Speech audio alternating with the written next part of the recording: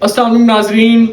पाकिस्तान के नए chief justice Yahya Afridi साहब, जिसका नोटिफिकेशन भी जारी हो चुका है, जो कि पार्लिमानी कमेटी की तरफ से नामजद किए गए थे। बहुत सारी अफवाहें थी कि जस्टिस यहिया अफरीदी साहब इनकार कर देंगे, लेकिन आज जस्टिस काजी फाइज ईसा के साथ उन्होंने मुलाकात भी की। जस्टिस काजी फाइज ईसा ने इस पर उनको मुबारकबाद भी दी और अब पाकिस्तान के नए चीफ जस्टिस, जो कि 3 साल के लिए बनाए गए हैं, जस्टिस यहिया अफरीदी हैं। जस्टिस यहिया अफरीदी का एक जो करियर है वो बहुत बेदाग सा है। कभी इन पर इल्ज़ाम नहीं लगा कि वो किसी पॉलिटिकल पार्टी के साथ उनकी एफिलिएशंस हो, लेकिन जिस तरीके से बनाया गया उनको इस वक्त चीफ जस्टिस और जस्टिस सिंसियोरिटी के प्रिंसिपल को थोड़ा रद्द किया गया और सिंसियोरिटी की बुनियाद पर नहीं बनाया गया, तो उस बुनियाद पर तो उन पर सवालात उठाए जा रहे हैं, लेकिन उनके जजिंग करियर पर कोई भी सवाल नहीं उठा सकता, क्योंकि वो एक बहुत ही शानदार जज हैं। उनका जो जुडिशरी में करियर है, सुप्रीम कोर्ट हो या फिर पेशावर हाई कोर्ट हो, तो एक शानदार करियर है। अब अगर डायनामिक्स की बात करें तो जस्टिस यहिया अफरीदी तो सुप्रीम कोर्ट में पहुंच गए हैं, लेकिन सुप्रीम कोर्ट से भी एक अहम चीज अब नई तरमीम के बाद जुडिशरी में है, वो आईनी बेंच है। और उस आईनी बेंच में अब जस्टिस यहिया अफरीदी तो नहीं आ सकते। मंसूर अली शाह साहब और जस्टिस मुनीब अख्तर अभी तक सुप्रीम कोर्ट का पार्ट है, जजेस हैं। एक बहुत इंटरेस्टिंग चीज है, मिलिट्री में जब कोई जूनियर ऑफिसर ओवरटेक करता है और आर्मी चीफ बनता है, तो जो सीनियर्स होते हैं वो इस्तीफा दे देते हैं।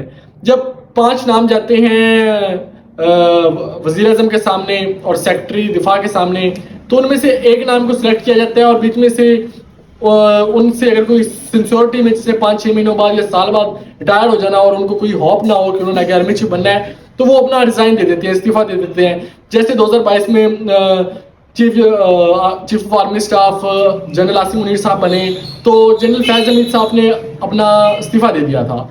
अब देखना ये है कि जस्टिस मंसूर अली शाह और जस्टिस मुनीब अख्तर क्या करते हैं, क्योंकि जस्टिस मंसूर अली शाह के भी अभी 3 साल एज जज बने हैं और जस्टिस मुनीब अख्तर साहब के तो भी 5 साल एज जज बने हैं।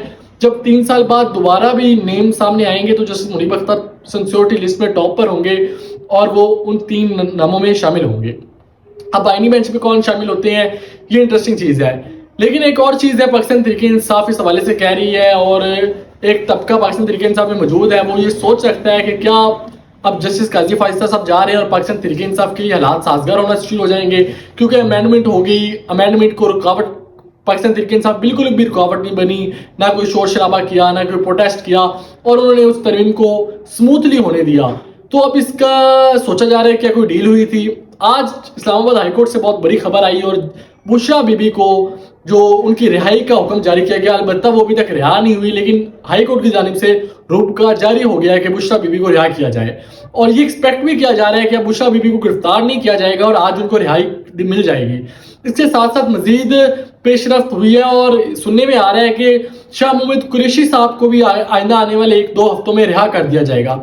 यानी कि कोई ना कोई political space Pakistan Tehreek Insaf gain कर रही है कुछ चीजें कंप्रोमाइज करने के बाद। तो ये तक अब तक की सूरत हाल है और बहुत ही इंटरेस्टिंग सूरत हाल है। बहरहाल जस्टिस यहिया अफरीदी साहब, बहुत बहुत मुबारक हो उनको, पाकिस्तान के नए चीफ जस्टिस हैं। देखते हैं और वो किस तरह से चीज़ों को लेकर चलते हैं, क्योंकि जुडिशरी का हमेशा से पाकिस्तान की जो इंटरनल मामला है उसमें बहुत ज़्यादा रोल रहा है। शुक्रिया।